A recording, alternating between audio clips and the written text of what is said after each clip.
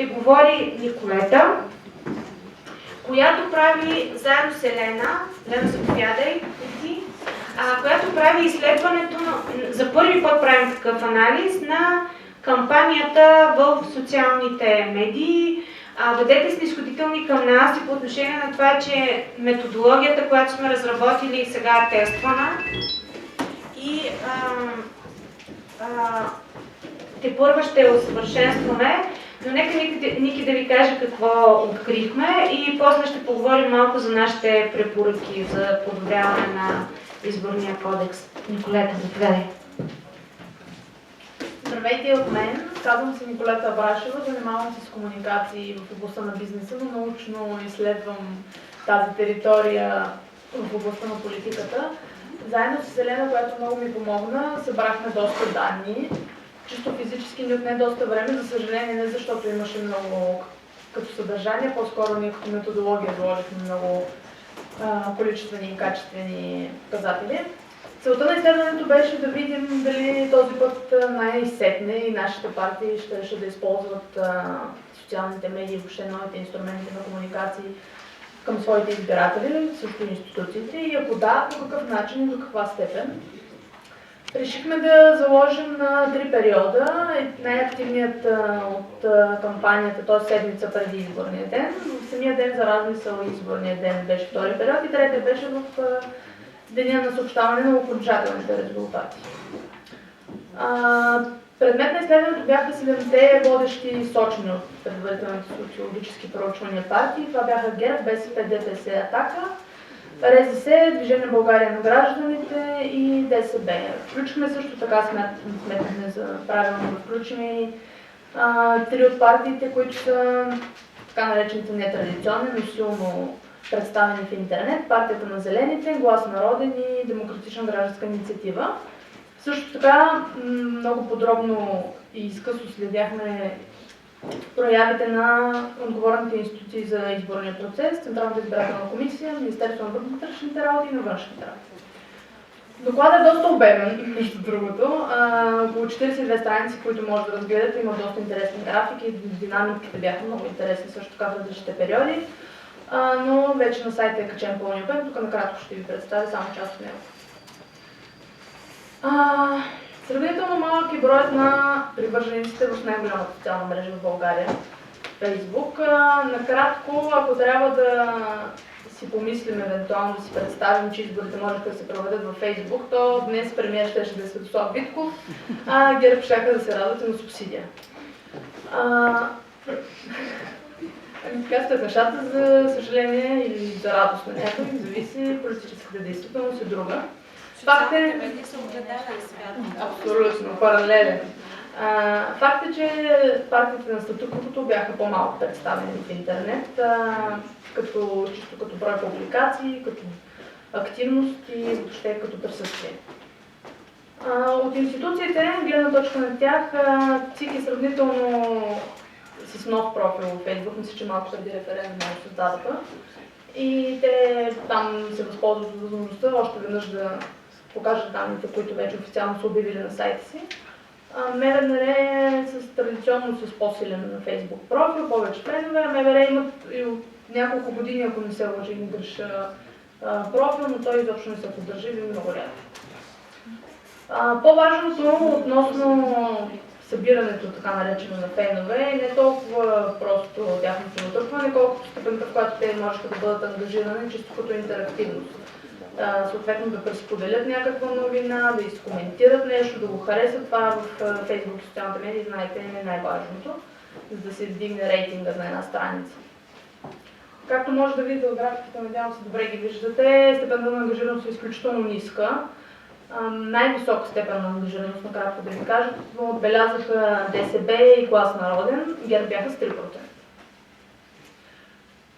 После като сравнихме, искахме да видим дали ще има динамика в степента на ангажираност веднага след изборите и на самите избори, но понеже бяха доста събития, много интересни избори, можем да кажем, че това предстои по-скоро като спад. Но интересно беше, че Движение България на гражданите, явно симпатизантите бяха доста разочаровани, още на срещане 2000 човека ги нямаше. YouTube е един канал, който в чужбина и от политическите сили в чужбина се използва изключително активно, защото е своеобразен личен собствен телевизионен канал на партията и на политическия лидер. В България съществуват, партиите са си направили такива канали, но ние оценяваме като слаба тяхната активност, защото тези, които виждате високите стълбове, това са на ГЕРБ и Движение България на гражданите. Те са сравнително по-отдавна създадени. Специално ГЕРБ е от 2009 и от тогава активността след изборите 2009 е много ниска. В синьо, в ваше ляво, брой изгледани видеоклипове в YouTube, това е сравнението между 4 май и 12 май. Виждате, че хората почти не достигат до този канал, защото няма и ново съдържание, т.е. те няма какво ново да гледат. Няма нито нови рекламни спотове, нито нови обращения към избиратели. Нищо ново не се предлага на хората в интернет, които евентуално може да се предположи, че се интересуват по някакъв начин. Накратко изводите, ако мога така да ги систематизирам. Предимно, само да ви представя графиката, в дясно представлява броя фенове, с колко са се покачили феновете за една седмица, т.е. в най-активната, ожесточена на кампанията, когато се предполага, че се използват всякакви средства, всички реклами са усилени до крайен предел и въобще тече жестока битка. В крайна сметка в социалните медии такова нещо не се наблюдаваше. Ако някой значително покачи броя на феновете си, това бяха Глас Народен и може би до някъде ДСБ, но по-скоро Глас Народен. Като изводи, които може да направим на база на цялото изследване, това е, че липсваше всякаква форма на диалогичност. За разлика от другите медии, социалните медии предоставят тази възможност партиите или човека, който администрира профила, да комуникира с избирателите. Тук това нещо изобщо не се използваше, т.е. социалната медия беше използвана като една нормална медия. Просто, да, без обратна връзка, просто се пресподеляше нещо и до там се оставяха нещата. Липса на всякаква оригиналност, под това се има предвид, че на пръсти се брояха, да не кажа, че не можахме да ги преборим, пътите, в които беше създадено уникално съдържание за тази медия.